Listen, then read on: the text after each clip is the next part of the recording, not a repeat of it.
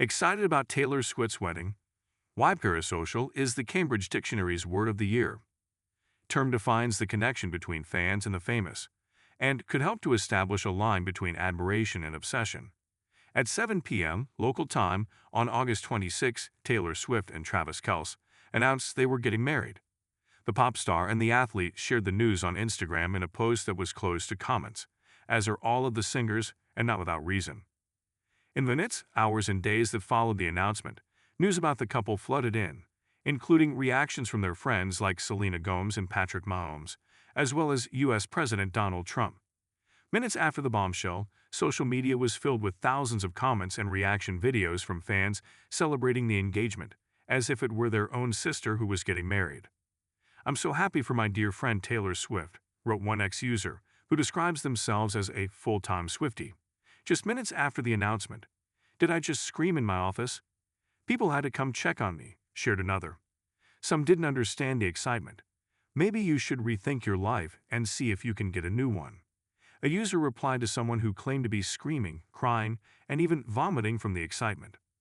The heartfelt congratulations from Swifties on the engagement, as if the artist had personally made them bridesmaids, is the very definition of parasocial.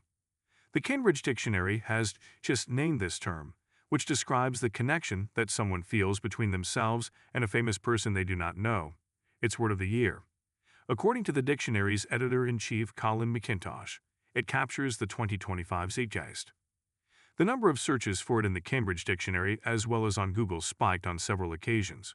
Once, after Swift and Kelce's engagement, McIntosh stated when announcing the choice, "It's interesting from a language point of view because it has made the transition from an academic term to one used by ordinary people in their social media posts," he explained.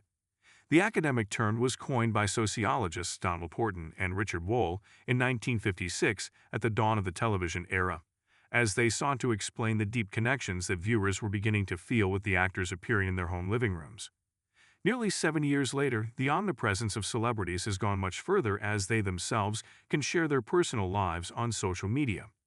Now, 24 hours a day, anyone can tune in to see their birthday parties, engagements, or even the birth of their favorite artist's child, increasingly blurring the fine line between healthy admiration and obsessive fandom. People feel like they really know celebrities, and that's not entirely unreasonable. But there are consequences when they can't recognize limits, Mel Stanfield, a University of Central Florida professor and author of the 2025 book Fandom is Ugly. Networked harassment in participatory culture, shares with LPIS in a phone interview. Stanfield cites K-pop stars as a clear example of idols that encourage this kind of parasocial relationship. Their success lies in creating a fan phenomenon not limited to music, but rather formed by an entire universe they create around themselves. They try to connect with their fans by giving a lot of information, even sharing their room number in the hotel they're staying at, says Stanfield. People are not only a fan of BTS, the South Korean boy band, but of each of the group's individual singers. For them to know things about them and see them in real life is a part of the product's structure. I think that this is an important shift. Before, you were a fan of something you liked, whether that was a band, music, series, or character, he continues.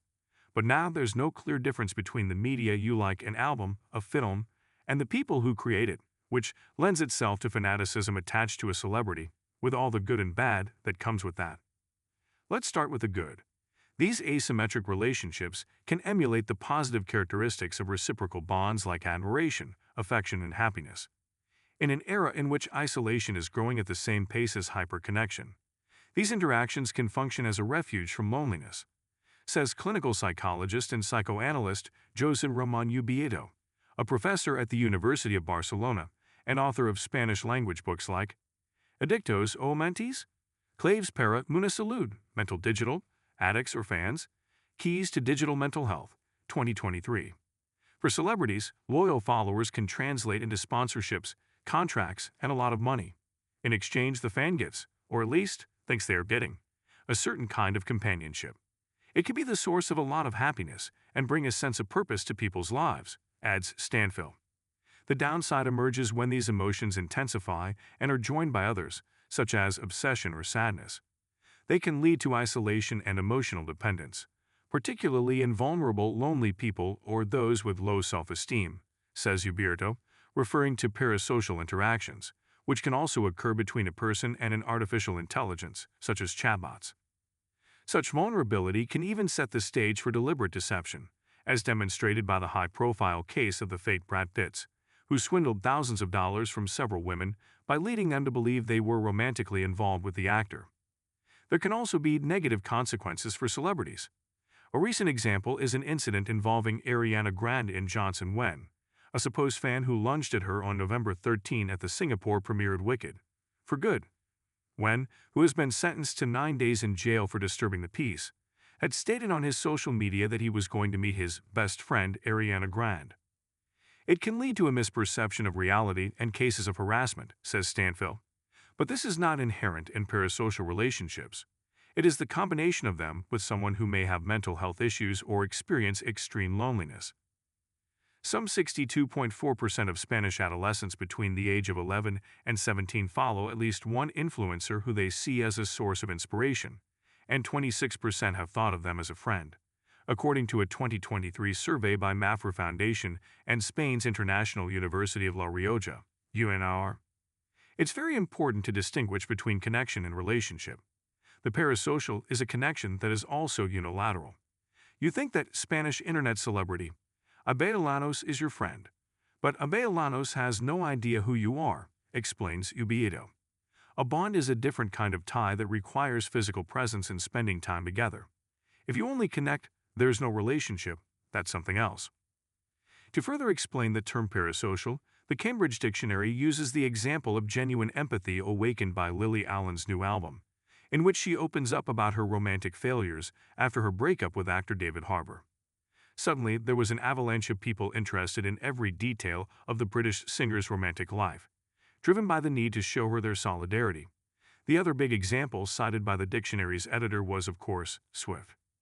Traditionally, fans have been thought of in the context of the Beatles. Screaming teenage girls, right?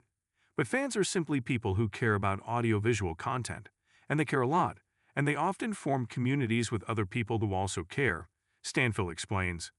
But parasocial relationships are no longer the exclusive terrain of adolescents screaming at the members of the latest boy band. One need only look at fans' heartbroken tears when their favorite soccer player fumbles a play. Once you know the word, you start recognizing it everywhere. It's hard to escape when celebrities' follower loyalty strategies rely on making fans feel involved in their lives, and when every day a new artificial intelligence emerges that seems capable of understanding us better than another human being ever could.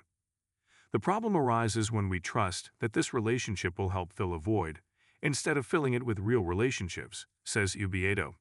Parasocial interaction isn't harmful, it's even understandable. What is damaging is when we can't see beyond it, when we forget about everything else, and when we come to think we don't need a good friend, a real one, who can warn us when a parasocial relationship is going too far. Sign up for our weekly newsletter to get more English language news coverage from ALPA's USA edition.